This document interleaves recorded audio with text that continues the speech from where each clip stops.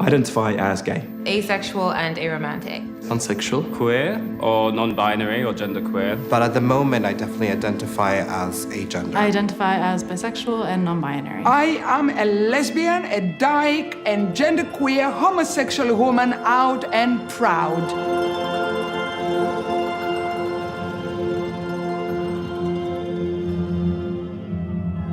The pride flag that I identify with most is the polysexual flag. I think the trans flag is the main one for me. I do think that it's important that the different parts of the community have their own flag. If I ever see that flag flying, I know that there is somebody who I can relate to. I'm Tiffany, and I'm here today to show my pride.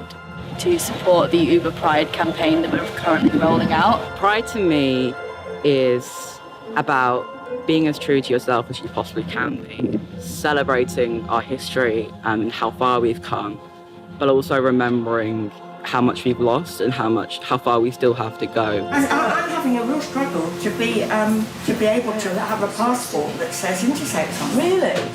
Because it's supposed to just literally... You can't tick a box that says other. You're not allowed to do that. You've got to be male or female. Some people have said they're non-binary, but they never really put their finger on it, and it never really registered with me exactly what it was until I heard you talk about it. It's very human. It's in our nature to categorise people. It's in human nature. We go, you're black, you're white. Like half Chinese, half Jamaican. But I don't categorise myself as any of those at all. Absolutely. Nothing at all. That is exactly how I feel about my gender. It's so empowering when you eventually go, I'm not any of those things, okay? The trauma that comes with growing up queer, you will never understand unless you have grown up queer. I met other intersex people and started to love and accept myself. We still have people getting attacked on the street. These are our friends, these are our neighbours, these are our colleagues. The fact that this is still happening, people can't just be who they are without feeling persecuted. It's the reason we still need pride.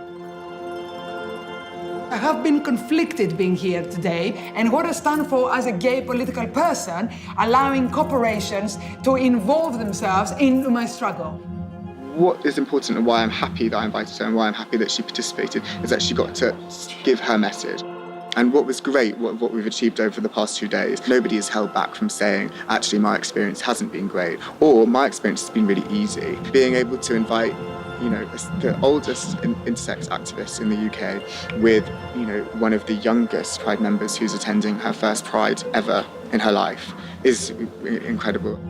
And if you can collaborate with companies and, benefit the wider community and make people from the mainstream understand the queer experience, then I think it's a fantastic thing.